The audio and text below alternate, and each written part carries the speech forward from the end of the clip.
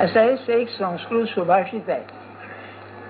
आहार निद्रा भय मैथुनंच सामान्यमेतत् पशुभिर्नराणां. पशु आणि माणसं यांच्यामध्ये हे सामान्य आहे. विषय भोग म्हणा, देहाचे भोग म्हणा, आहार निद्रा भय म्हणा. पण माणसाचं वैशिष्ट्य काय आहे तर ज्ञानम ही तेषाम अधिको विशेषो. माणसामध्ये जर वैशिष्ट्य असेल तर ज्ञान हे त्याचं वैशिष्ट्य आहे. आणि पुढे म्हणाले ज्ञानेन ही ना पशुभी समान. बरे का, याचा अर्थ असा, पशूंनाही ज्ञान असतं, जीवनापुरतं असतं. बघा, हे मांजरं बिंजरं गवत बिवत खातात ना, किंवा वनस्पती खातात, पोट बिघडले की खातात. म्हणजे ते जीवनापुरतं जगण्याचं ज्ञान त्यांना आहे, पण त्याच्या पलीकडे त्यांना ज्ञान नाही. माणसाला असं नाही. माणसाला हे सगळं असून सुद्धा माणूस हा जगाविषयी विचार करतो. जगाविषयी विचार करतो, याची सीमा काय आहे, म्हणजे याचं पर्यवसान कशात होतं, या विश्वाचं मूळ काय आहे याच्यामध्ये होतं. मग ते विज्ञान असो म्हणजे सायन्स, फिलॉसॉफी तत्वज्ञान असो, फिलॉसॉफी असो किंवा दुसरा कोणताही विषय असो. आता विज्ञान आणि ज्ञान दोनच की नाही, तत्वज्ञान आणि विज्ञान. तर मग याचं पर्यवसन काय, या विश्वाचं मूळ काय आहे, आणि तिथपर्यंत गेल्यानंतर त्याला ते सत्य असं म्हणतात. T capital truth. या विश्वाचं मूळ काय आहे, सत्य का म्हणायचं त्याला. विश्व आलं आणि गेलं तरी ते कायम टिकतं, म्हणून ते सत्य आहे. जे नेहमीच असतं, जे कधी नाहीसं होतच नाही, ते आहे ते. आणि ज्या जीवनाच्या ग्रंथामध्ये सत्याचा विचार नाही, तो ग्रंथ कुछ कामाचा आहे. आणि ज्ञानेश्वरी हा जर जीवनाचा ग्रंथ असेल तर त्यामध्ये सत्याचा विचार आलाच पाहिजे. त्या सत्याला ब्रह्म म्हणा, ईश्वर म्हणा, देव म्हणा, आत्मा म्हणा, परमात्मा म्हणा, ही भारतीय नाव आहेत. पण इंग्लिशमध्ये तिला रियालिटी असं म्हणतात. Real, reality, सद्वस्तू. ज्ञानेश्वर महाराजांनी सद्वस्तूबद्दल जे वर्णन केलेलं आहे, त्या सर्व वर्णनामध्ये आजचा जो विषय 8व्या अध्यायातल्या शेवटच्या या 10 ओव्या 10-15 ओव्या यामध्ये कमाल केलेली आहे. त्याने प्रस्तावनाही सांगतो तुम्हाला. इतकं अप्रतिम वर्णन इंग्लिशमध्ये नाहीच नाही कुठे. मराठीमध्ये सुद्धा थोडस दासबोधात आणि भागवतात आहे. तुकारामांच्या गाथेमध्ये नाहीच नाही, नामदेवांच्या अभंगात नाहीच नाही. तसं सांगून दिलेलं फार अप्रतिम आहे. ही प्रस्तावना का करतोय मी, ऐकताना झोप आली तर ज्ञानेश्वर महाराजांना बरोबर वाटेल की बरोबर सांगितलं मी. बरं, आता सांगतो आपल्याला काय हो, ही भानगड काय आहे. तर माणूस हा विचार करणारा प्राणी आहे ना. विचाराचा पाया काय आहे, कार्यकारण भाव हा पाया आहे. अमकं का झालं, कसं झालं, ते असं आहे. का झालं, वाय. कसं झालं, हाऊ. केव्हा झालं, व्हेन. आणि कुठे झालं, व्हेअर. या 4 गोष्टी ज्या आहेत त्या एका युरोपियन बाईने म्हटलेलं आहे. यामधलं व्हाय जे आहे ती बायकोसारखी आहे. जाम सोडित नाही नवऱ्याला, असं का झालं, असं का झालं. कार्यकारण भाव शोधल्याशिवाय मनुष्याला चैन पडत नाही. असं का झालं. मग विश्वाचं ज्ञान व्हायचं असेल तर विश्व का झालं, कसं झालं, केव्हा झालं आणि कुठे झालं, मग त्यात कुणी केलं आलंच ते आहे ना. तर तो विचार करताना ज्ञानेश्वर महाराजांनी 8व्या अध्यायात सांगायचं कारण असं की उत्तम मृत्यू कोणचा हा विषय आहे. तो उत्तम मृत्यू जो तो सत्याचं ज्ञान झाल्यानंतर जो होतो तो उत्तम मृत्यू. त्याला आपण भगवंताचं स्मरण म्हणा, आत्मज्ञान म्हणा, काय वाटेल ते नाव द्या. आपण सगळा परमार्थ जो करतो ना ते शेवटी त्या समाधानात जायचं आहे. हा जो अनुभव आहे ना सत्याचा, याचा पायरी, त्याला ते मराठी एक शब्द आहे आयाम. आयाम शब्द ऐकायला चमत्कारिक वाटेल बघा. ते आपल्याला आया गळून जाया गळू असं म्हणत आयाराम गयाराम, तो नाही हा आयाराम. डायमेन्शन असा इंग्रजी शब्द आहे त्याला, बरं का. ही पातळीच निराळी आहे.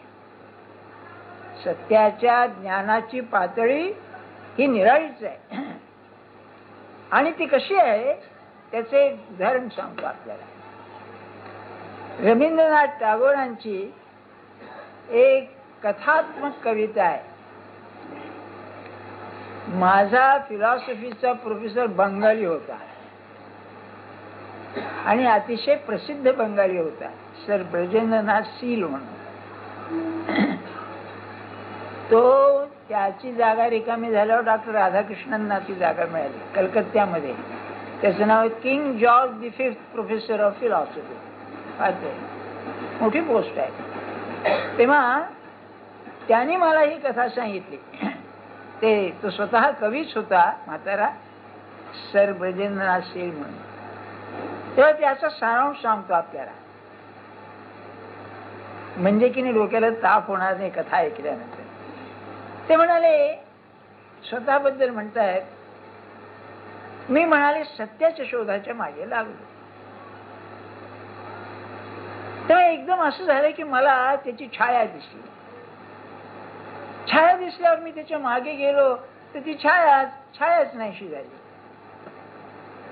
मग म्हणाले असं झालं, एके ठिकाणी तिचा प्रकाश दिसला मला, सत्याचा बरं का, म्हणजे परमात्माचा. पण मी प्रकाश पाहू गेलो तर माझ्या अज्ञानाचा अंधकार एवढा होता की तो प्रकाश दिसेना. कवीच होते, महाकवी होते ते.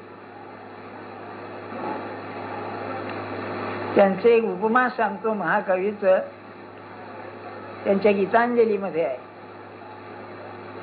म्हणाले, पौर्णिमेच्या दिवशी चंद्र आपलं प्रकाश ऐश्वर्य सगळं जगावर टाकतो. तर काय होतं म्हणाले, जे कमल असतं, कमल चंद्र विकासिनी कमल, तो आल्यानंतर ते उमलत. तर म्हणलं काय उमलत ते, तर त्याची म्हणले प्रेमपत्र त्यामधून येतात त्याला, म्हणून म्हणले ते उमलत. नाही अरे कल्पना करायची सुद्धा कशी आहे, पुढे आहे का आपण. पण म्हणले पहाटेच्या वेळेला ते दव पडत, तर म्हणाले त्या प्रेमपत्राचं काही सार्थपती म्हणून त्याच्या डोळ्याला अश्रू येतात. असं त्यांचं हे बरं का. तेव्हा हे दोन झाले. तिसरं म्हणाले, दूरच्या ताऱ्यावरती मला दर्शन झालं सत्याचं बरं का. पण मी पाहू गेलो तर कोणत्या ताऱ्यावर झालं काही कळेच ना, म्हणून ते राहिलं. मग मी असा विचार केला की नाही, हे सत्य जे आहे ते शोधूनच काढलं पाहिजे. म्हणून म्हणले अनेक जन्म मी उपासना केली, शोध केला. मग म्हणले त्याचा पत्ता लागला. म्हणून त्या शिडीवरती मी चढलो, जिन्यावर, जिथे तो राहत होता, आणि तिथे दारापाशी गेलो. दारापाशी गेल्यावर कडी काढली, पण दार उघडायचं काही धीर होईना. अरे एक कवीची कल्पना बरं कसं आहे. कारण म्हणाले की जर मला दर्शन झालं आणि मी नाहीसं झालो तर काय करायचं मग, बरं का. म्हणून मी काय केलं म्हणाले, कडी काढली पण दार उघडलं नाही. मग म्हणले काय करावं बुवा, तर हा शोध असाच राहू दे, मला केव्हा भेटेल, मला केव्हा भेटेल.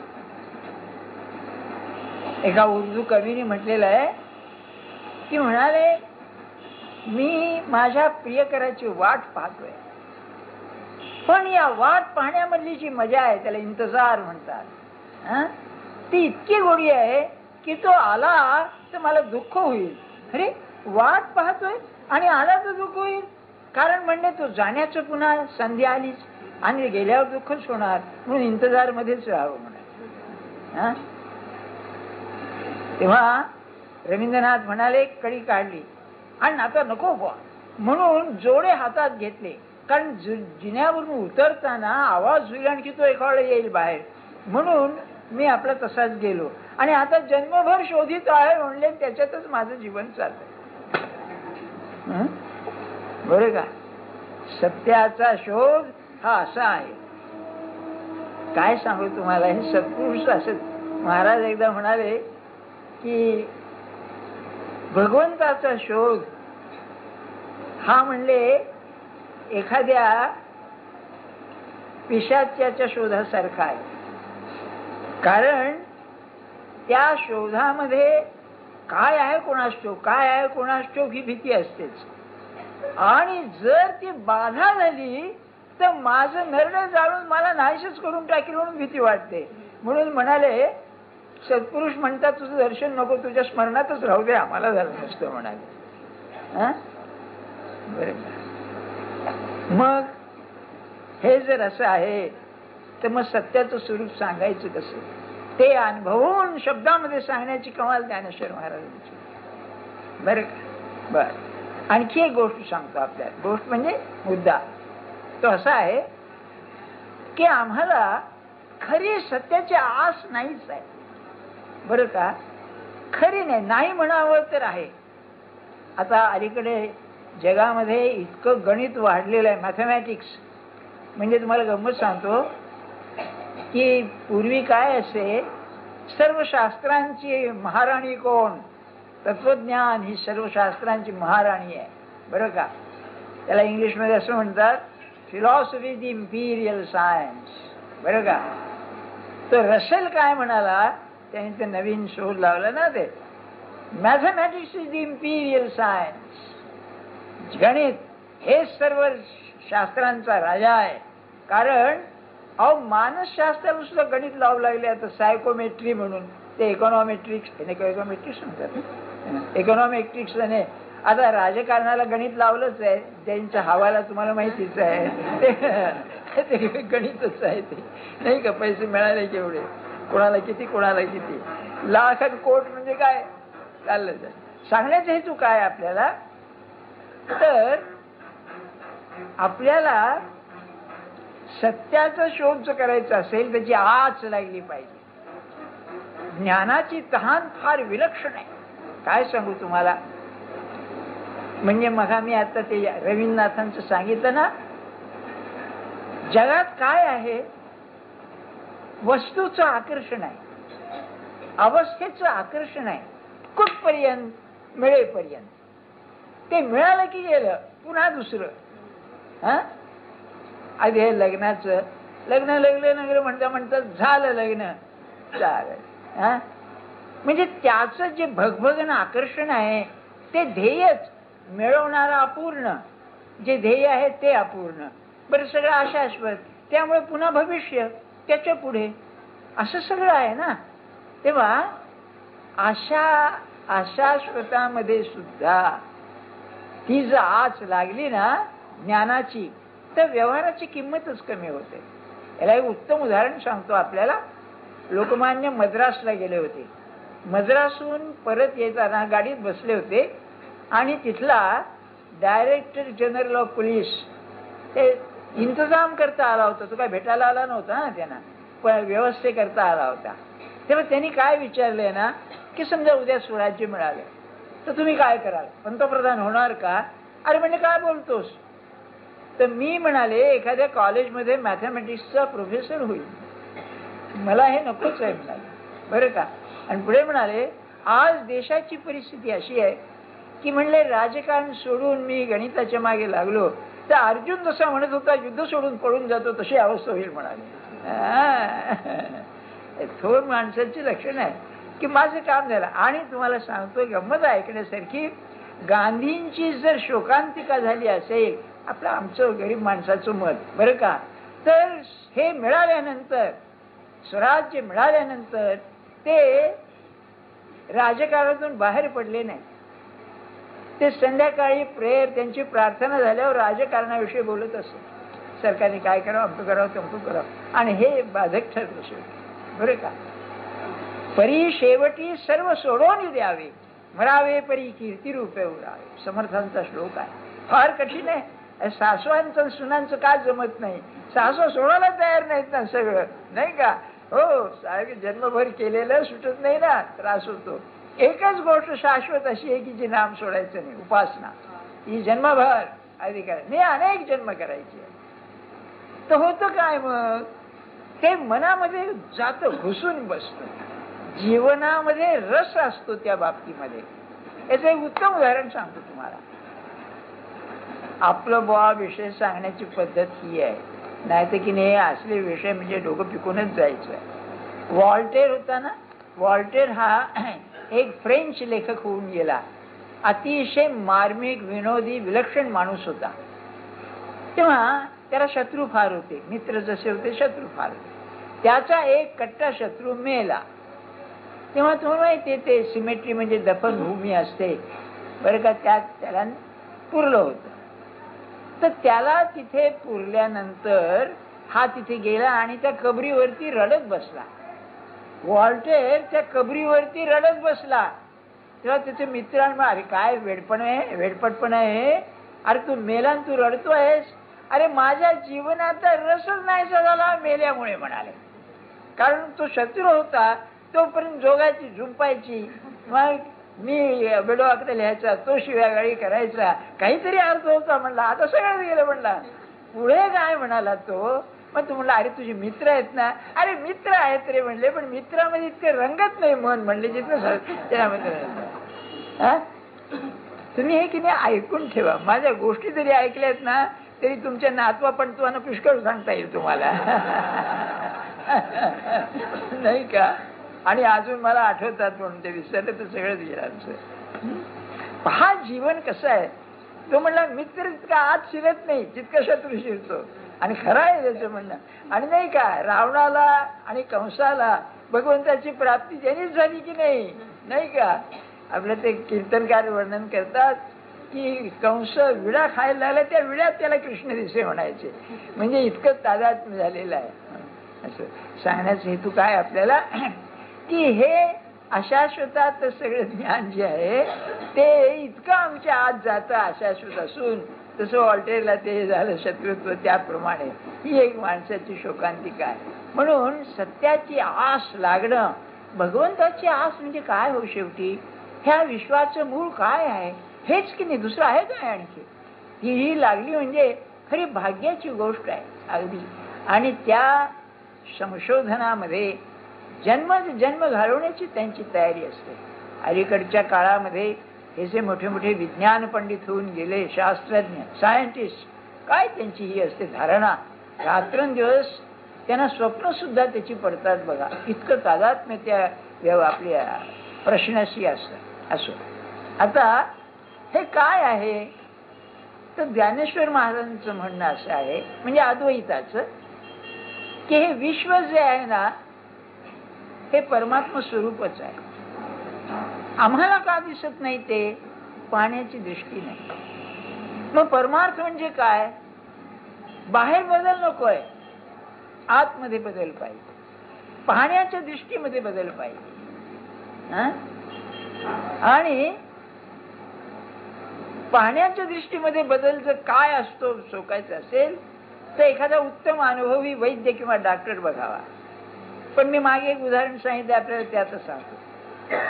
अलीकडे की नाही असे वैद्य सुद्धा किंवा डॉक्टर पाहायला मिळत नाही. त्याला काय करायचं? पण अण्णासाहेब पटवर्धन होते ना, ते वैद्य होते आणि डॉक्टरी होते. म्हणजे ते त्या काळचे एलिमेंटस पास झाले होते आणि वैद्यकीचा चांगला अभ्यास होता त्यांचा. तेव्हा एक ग्रस्त त्यांच्याकडे निरोप सांगायला आला. बरं, आपण लक्षात ठेवा ही गोष्ट. निरोप सांगायला 11, 11:30 सुमार पुण्याचं शहर. तेव्हा त्याला उन्हाळा होता, थोडा घाम आलेला होता चेहऱ्यावर. तेव्हा तो निरोप सांगत होता आणि अण्णासाहेब त्याच्याकडे पाहत होते. अण्णासाहेबांना अतिशय पूज्य मानित लोक, कारण खरोखर महात्माच होते ते. कधी पैसा घेतला नाही वैद्यकीवर त्यांनी, बरं का? असा तेव्हा निरोप ऐकला आणि म्हणाले, अरे मी औषध देतो ते घेशील का?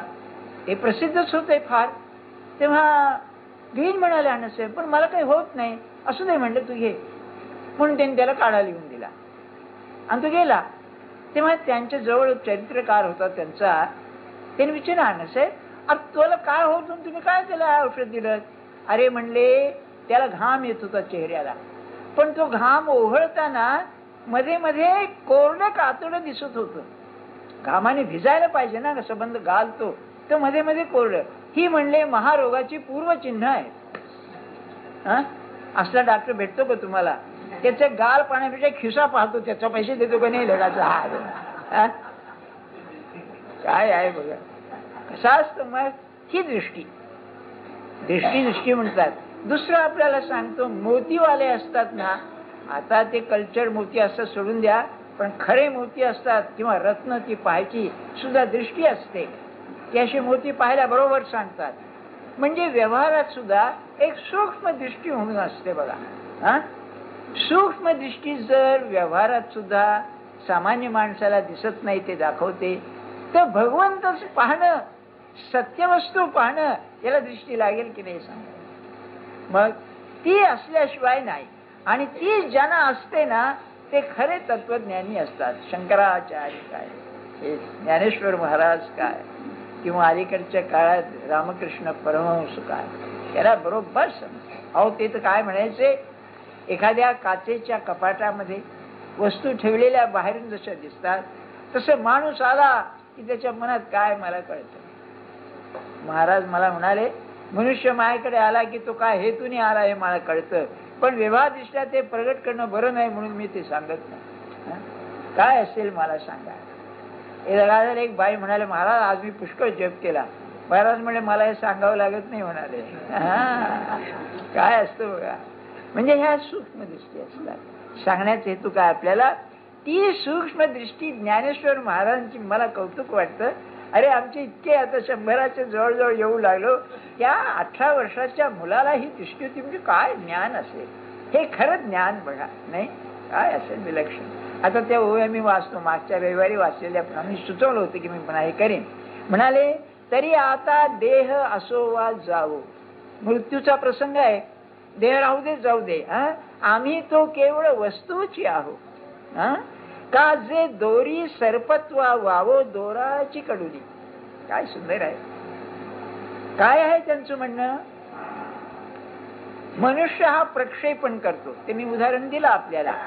एक माणूस बायकोचं लुगडं घेऊन उशाला घेऊन निघे, त्याची बायको मेली होती, त्या लुगड्याला त्याचा स्पर्श करणं, आणि मुलाच्या लग्नाच्या वेळी सुनेला साड्या घेण्याकरता दुकानात गेला, त्या साडीला स्पर्श करणं. स्पर्श करण्यात काय फरक आहे. साड्या दोन्ही सारख्याच, पण या साडीमध्ये उशाच्या खालच्या लुगड्यामध्ये त्याची बायको होती, याच्यामध्ये ती नव्हती. ती बायको होती का नाही, ती मेलेली. आणि असं असताना ती भावना तो प्रक्षेपित, प्रक्षेप म्हणजे फेकणे, त्याच्यामध्ये तो घालीत होता.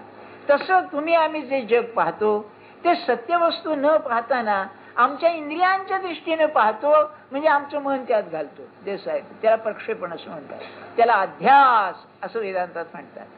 म्हणजे जे जसं नाही ते तसं पाहणं, याचं नाव अध्यास. याचं एक उत्तम उदाहरण सांगतो. मी कॉलेजमध्ये असताना काही दिवस विल्सन कॉलेजमध्ये मला लेक्चर्सना बोलावलं होतं बरं का. एक केलॉग म्हणून प्रिन्सिपॉल होता तिथला युरोपियन, त्याने बोलावलं. तेव्हा मी जात असे. ते काय झालं, वर्गाच्या बाहेर जरा गडबड झाली बरं का. म्हणून काय आहे म्हणून जरा विद्यार्थी म्हणलं, बघा रे जरा काय. त्या एका मुलीने एका माणसाला चप्पल मारली होती, विद्यार्थ्याला बरं का. हरीश म्हणले काय भानगड आहे.